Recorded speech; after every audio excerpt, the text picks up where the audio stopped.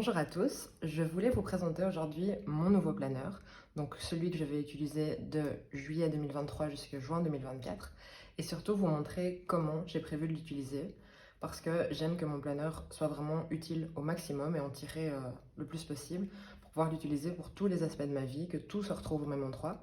Et donc pour ça j'ai commencé à remplir certaines pages de notes et à réfléchir en fait un peu globalement à comment je pouvais utiliser tout ce qui se trouve dans ce planeur. Donc je vais vous montrer tout ça, ça va peut-être vous donner de l'inspiration. Le planeur que j'ai choisi, c'est celui-ci. C'est un life planner de Erin Condren. C'est un weekly, donc un semainier. Je vous montrerai juste après l'intérieur. Mais pour l'extérieur, j'ai choisi donc des anneaux en doré. J'ai pris la couverture, c'est les nouvelles qui sont en simili-cuir. Et en fait, ce qui est chouette, c'est que maintenant, on peut les retirer comme celles en plastique avant, parce que ça existait depuis bien longtemps des couvertures en simili-cuir chez eux, mais on ne pouvait pas les retirer. Et ça me bloquait un peu parce que même si je trouve ça trop beau une couverture comme ça en simili-cuir, j'aime bien changer ma couverture de temps en temps au fur et à mesure des saisons, etc. Donc dès qu'ils ont sorti celle-ci, c'était évident que je voulais en essayer une. Et elles sont vraiment belles, la qualité est bien, ça se retire super facilement, ça se remet facilement, limite encore plus facilement que celle en plastique. Donc vraiment c'est top. Moi j'ai pris la couleur blush, mais il y en a 4 en tout. Donc voilà, je pense que je craquerai aussi pour d'autres parce qu'elles sont vraiment trop belles.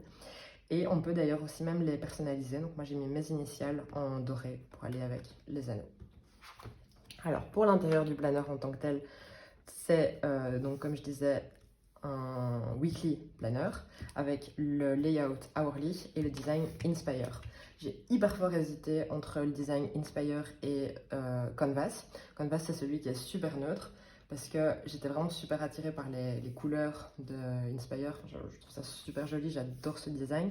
Mais je me disais, Canvas c'est plus facile à décorer, il n'y a aucune contrainte de couleur, on peut vraiment faire ce qu'on veut toutes les semaines. J'ai quand même craqué pour Inspire, vraiment, je trouve que c'est vraiment une réussite ce design, je le trouve super beau. Et donc c'est le layout hourly, donc je vais vous montrer une semaine au hasard pour voir comment ça se présente ce layout là. Donc on a toute la semaine sur 2 pages, du lundi jusqu'au dimanche. Et chaque journée, en fait, est découpée heure par heure. Ça va de 6 h du matin jusqu'à 19 h, avec en plus chaque jour 2 cases supplémentaires. Donc une tout en haut, une tout en bas. Donc on peut rajouter un peu des heures avec ça. On peut par exemple utiliser celle-ci pour mettre quelque chose de global sur la journée. Donc jour de congé, anniversaire, une fête, peu importe. Et on peut utiliser la dernière case ici pour pouvoir faire durer la journée plus longtemps. Parce que moi, c'est vraiment un layout qui m'a toujours beaucoup parlé parce que je visualise vraiment mes journées heure par heure. Mais ce qui me bloquait, c'est que mes journées, en fait, c'est pas de 6 h à 19 h. Enfin, je veux dire, moi, j'ai aucun événement à 6 h du matin dans ma vie. Dans le meilleur des cas, je me réveille. Donc voilà, j'ai pas grand chose à noter dans mon planeur. Et par contre, il arrive souvent qu'après 19 h, j'ai encore des choses à faire, que ce soit enfin, des choses à l'extérieur ou même à l'intérieur. Parfois, je voudrais encore continuer ma journée plus bas. Mais je me suis dit quand même, je vais tenter ce planeur-là. Et au pire, je ne respecte pas les heures qui sont inscrites déjà. En fait, je peux très bien l'utiliser juste comme un planeur vertical qui est ligné. Parce qu'ils ont un planeur vertical chez Erin Condren, mais il n'est pas ligné. Moi, il me faut vraiment des lignes. Donc voilà, je verrai bien comment je vais l'utiliser. Mais je suis vraiment contente de ce nouveau planeur. Ce qu'il y a de neuf aussi dans le layout hourly cette année, c'est qu'on a 2 habit trackers. Ça aussi, je suis super contente parce que c'est le genre de choses que j'aime vraiment bien utiliser. Et comme ça, il n'y a même pas besoin de mettre de stickers, ils sont déjà là. Ça, c'est vraiment top. Et voilà, sinon, c'est vraiment un design très simple. Le calendrier ici est en haut de la page. C'est vraiment bien. On a après de la place ici pour pouvoir faire une liste. Donc voilà, pour le layout hourly. Je vais maintenant passer tout le planeur en revue pour vous montrer tout ce que j'ai déjà préparé dedans. Alors, bon, ici, je devrais mettre mon prénom. J'ai pas envie de l'écrire parce que j'ai peur de mal écrire et de pas aimer ce que j'ai fait sur la toute première page du planeur. Donc, je vais clairement mettre un sticker avec mon prénom. Ensuite, on a la page ici de citation à laquelle je ne touche pas parce qu'elle est magnifique comme ça. Il n'y a pas besoin d'y apporter quoi que ce soit. Et on arrive ici à cette page qui est donc une vue sur toute l'année. Alors, moi, je l'utilise toujours comme ça. Donc, en notant vraiment tous mes jours de congé que j'ai sur toute l'année. Et je fais un code couleur pour séparer les jours fériés, les jours de vacances, etc. Les jours où mon travail est fermé. Enfin, et comme ça, j'ai vraiment une vue d'ensemble en fait, sur tous les jours de congé en ayant un code couleur pour pouvoir repérer de quoi il s'agit. C'est une page qui peut être utilisée pour vraiment beaucoup d'autres choses, hein, que ce soit pour noter des anniversaires, pour des jours de paye, des symptômes de maladie, peu importe. Hein. Mais moi, je l'utilise vraiment toujours pour ça, j'adore. Donc voilà, c'est super utile pour moi. Et j'ai utilisé pour ça les nouveaux stickers de chez Erin Condren. Il existait déjà avant des stickers en forme de rond, que j'ai toujours utilisé pour ça. Et maintenant, ils sont nouveaux, ils sont en forme de carré, il y a plus de couleurs. Donc voilà, ça évoluera au fur et à mesure du temps, quand il y aura plus de jours de congé à noter. Alors, cette page-ci, j'ai fait quelque chose de nouveau pour moi. J'ai décidé de l'utiliser pour tout ce qui est relatif au budget. Et donc, pour chaque mois, je voudrais noter quel a été mon salaire, si j'ai éventuellement eu d'autres rentrées d'argent, le total de mes dépenses, voir si j'ai réussi à mettre de l'argent, à épargner de l'argent, mettre de l'argent de côté, et noter quel était mon goal pour ce mois-là, donc quel était peut-être le goal que je voulais, la quantité d'argent que je voulais épargner, ou si j'étais dans un no spend, ou enfin voilà. Et comme ça, j'ai vraiment la vue globale, parce que j'ai un petit budget planner, mais j'ai pas forcément l'envie de l'utiliser à fond tous les mois. Donc je me dis, là au moins, j'ai le principal, et ce sera peut-être motivant, j'espère, parce que j'aimerais bien faire attention à mon budget. Ce serait peut-être motivant d'avoir voilà, l'obligation tous les mois d'aller noter au moins ce petit récapitulatif et peut-être voir si d'un mois à l'autre ça s'améliore et je deviens meilleure là-dedans, j'espère. Donc voilà, et sinon j'ai utilisé les stickers qui viennent du sticker book de Erin Condren avec tous les mois de l'année, c'est le Monthly Edition. Et voilà, donc une page hyper simple, hyper fonctionnelle. C'est nouveau pour moi, j'espère que ça fonctionnera bien. Alors, pour ce qui est des pages relatives au mois, au dashboard, etc., pour la page avant la couverture du mois, je voudrais faire ici un récapitulatif en fin de mois avec les photos du mois, les événements que j'ai faits pour faire un petit peu de memory keeping. J'aime vraiment bien avoir ça dans mon planner, quelques photos qui récapitulent ouais, le mois en quelques images. Voilà, c'est quelque chose que je trouve sympa à faire. Et en plus, bah, comme tout le monde, j'imagine, j'ai toujours sinon plein de photos sur mon téléphone que j'utilise pas, que j'imprime pas, que je regarde pas. Donc au moins, ça m'oblige à les imprimer et à les avoir là-dedans. Alors, pour la page mensuelle, là, j'ai un peu hésité parce que j'aime bien avoir ma vue sur le mois. En plus, je trouve ça généralement joli de mettre voilà, les événements, les rendez-vous, ce genre de choses à un seul endroit. Mais je me rends compte que c'est une page que j'utilise pas tellement pour ça, en fait. Donc, je la fais et puis finalement, j'y reviens pas tellement dessus. Donc, j'ai réfléchi à quelque chose qui pourrait être plus fonctionnel pour moi. Et j'ai décidé de l'utiliser pour faire tout ce qui est meal planning. Donc, noter tous les repas qu'on a prévu de faire et pour aussi noter tout ce qui est relatif au programme de sport, donc chaque séance que je compte faire chaque jour. Comme ça, j'ai vraiment une page, on va dire, un peu fitness avec toutes ces informations-là. Et je me dis en plus, bah, pour le meal planning, ce qui est bien, c'est que ça peut donner des idées, d'avoir tous ces repas notés. On peut revenir en arrière quand on n'a pas d'idée de repas et se dire, ah oui, bah, j'ai fait telle chose ce jour-là. Donc ça peut être pas mal d'avoir une trace de tout ça. Et voilà, bah, pour le sport, j'espère que ça me motivera aussi d'avoir toutes mes séances notées et de me dire, ok, c'est noté, je dois la faire.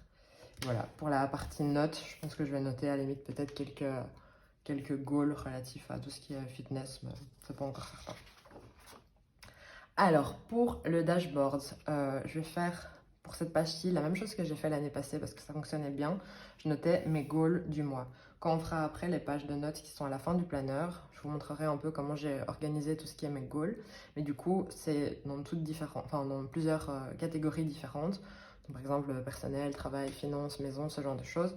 Et je reprends les catégories et puis je détaille mois par mois plus concrètement en fait ce que je veux pour mes goals pour pas juste mettre je sais pas moi, comme goal, je veux être plus organisée. Non, mettre, voilà, ce mois-ci, je veux ranger à fond mes vêtements, je veux ranger à fond ma cuisine, enfin voilà, ce genre de choses. Donc tous mes goals du mois, ils seront là-dessus. Et alors ici, pour les petites cases dans le dashboard, je voudrais noter ici tous les livres que j'ai lus. Je lis beaucoup, j'adore ça. Et j'aime bien avoir une trace écrite, parce que sinon j'utilise l'application Goodreads, mais c'est chouette, je trouve, d'avoir une petite vue d'ensemble sur les livres. Et je me dis, ça va peut-être me motiver à en lire beaucoup en voyant toute la place qu'il y a à remplir. Bon, si c'est pas le cas, tant pis, je me mets pas la pression. Et voilà, je me dis, le dashboard, je vais tester un mois de le faire comme ça. Et si c'est pas utile pour moi, ça me correspond pas, ben, je peux le changer tous les mois. D'ailleurs, ça, c'est un conseil que je donnerais, de pas trop prévoir son année en avance. Et quand on reçoit son planeur, parfois on est super motivé, on se dit, ah, j'ai envie de tout noter partout. Et puis finalement, on change d'avis. Peut-être que, voilà, peut-être que dans 3 mois, j'en ai marre de lire et je ne veux plus lire. Et j'ai pas envie que sur tous les mois, j'ai mis les livres que je vais lire ce mois-ci et que finalement, je les utilise pas. Donc voilà, un petit conseil. Ici, je vais noter toutes les dates importantes. Donc les anniversaires, les vacances, les activités que j'ai prévues, etc. pour avoir juste une mini vue d'ensemble là-dessus. Il y a quoi? Il y a 4 points, donc c'est amplement suffisant pour vraiment les choses principales du mois. Ici, je vais noter les choses relatives au budget. Si je sais que je me dis, ah oui, le mois prochain, j'ai une facture importante qui arrive, ou voilà, pour m'aider un petit peu à pouvoir prévoir en fait mon budget.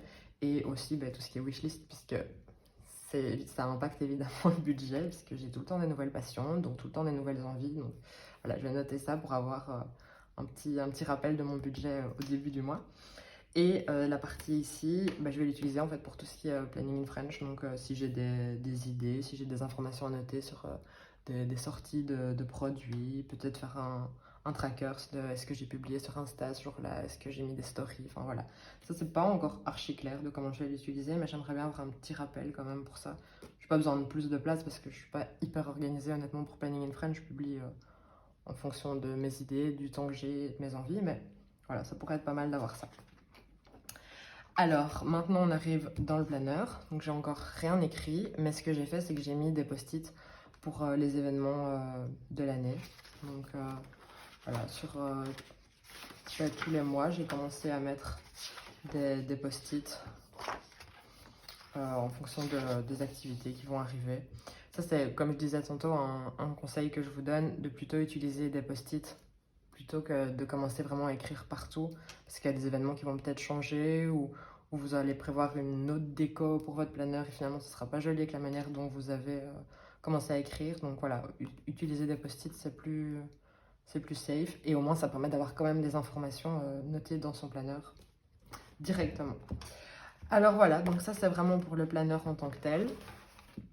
Et je vais vous montrer maintenant ce que j'ai fait pour mes pages de notes. Alors, j'ai prévu d'utiliser mes pages de notes pour tout ce qui est relatif aux goals, aux objectifs. Donc, sur la toute première page de notes, donc là on est encore dans le planeur, là on est tout de suite dans les pages de notes, j'ai fait 8 catégories. Je me suis inspirée du système de Moxie Life pour ça. J'ai pas pris exactement les mêmes catégories que ce qui est prévu dans leur planeur, mais c'est le même concept. Du coup, j'ai personnel, fun et voyage, santé, sport, physique, finance, maison, lecture et planning in French. Et je vais noter voilà, tous mes goals pour 2023-2024. À ce niveau-là, ce sera des goals plus larges. Et comme je vous disais avant, mois par mois, je vais un peu les décomposer pour les rendre plus clairs et plus facilement atteignables.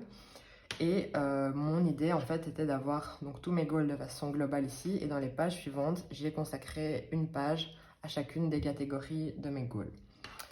Donc, la première page, c'est tout ce qui est personnel. Et là, je vais noter tout ce qui est donc les routines, le matin et le soir, les habitudes que j'ai déjà mises en place et qui fonctionnent bien pour moi et que je veux continuer à faire, et celles que je dois améliorer, puisque tous mes objectifs personnels, je pense, ce seront assez relatifs à avoir une meilleure gestion de mon temps, etc.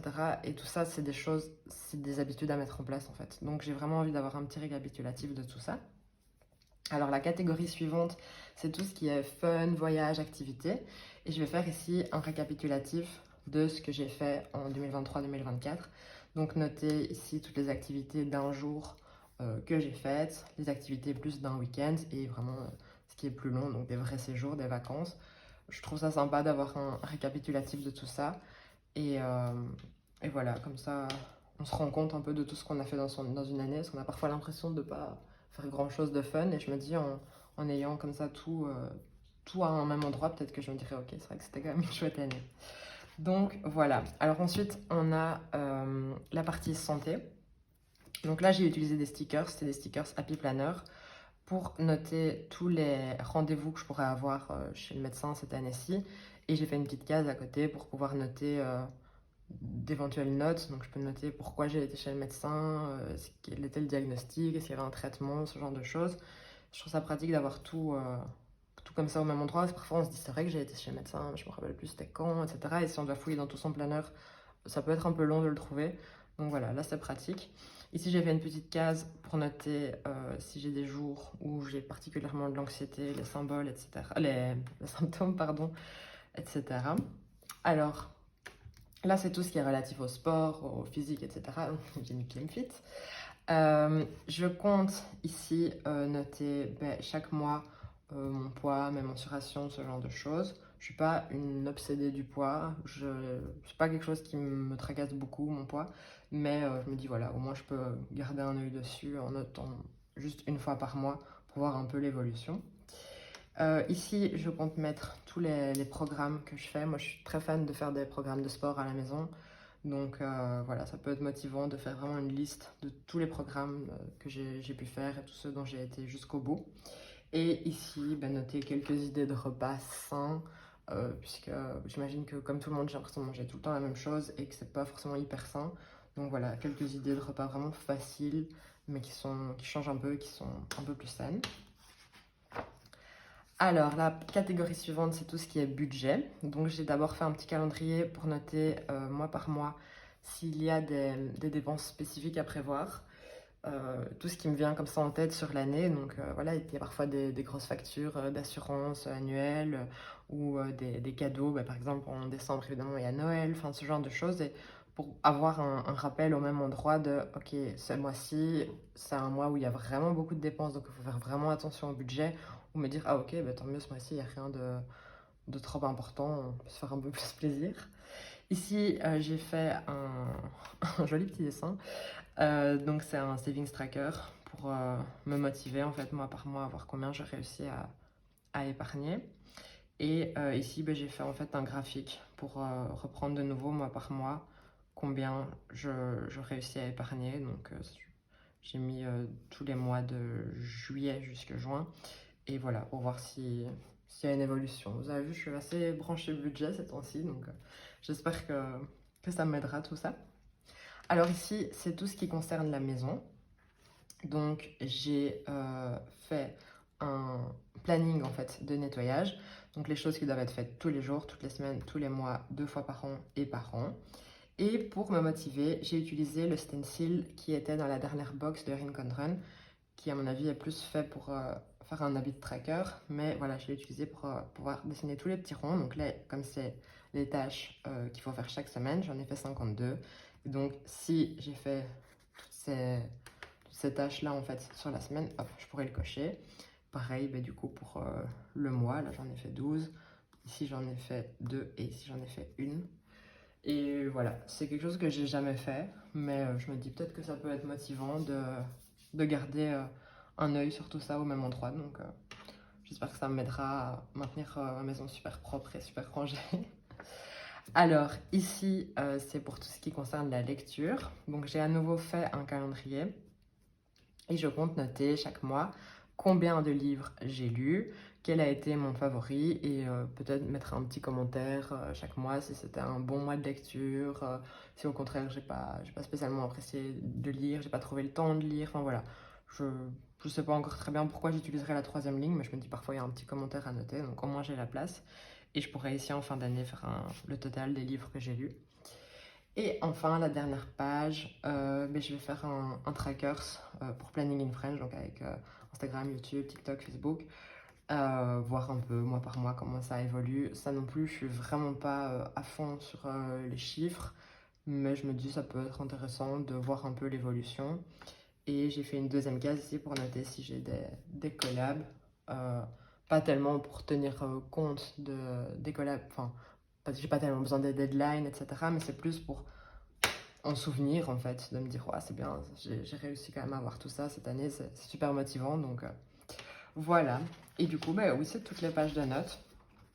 Ensuite, ici, on a une vue sur 2025 que j'ai absolument pas encore utilisée parce que 2025, ça me paraît super loin, mais on sait jamais, peut-être qu'il y aura des événements qui sont déjà prévus aussi loin. Et voilà, sinon, c'est les stickers et les petites pochettes. Et voilà, donc on a fait le tour de ce planeur. Je vous ai pas dit, mais le planeur ici, c'est un planeur 18 mois, mais je compte pas, moi, l'utiliser pendant 18 mois. Je vais l'utiliser uniquement de juillet 2023 jusqu'à juin 2024. D'ailleurs, on peut voir qu'il est vraiment bien épais.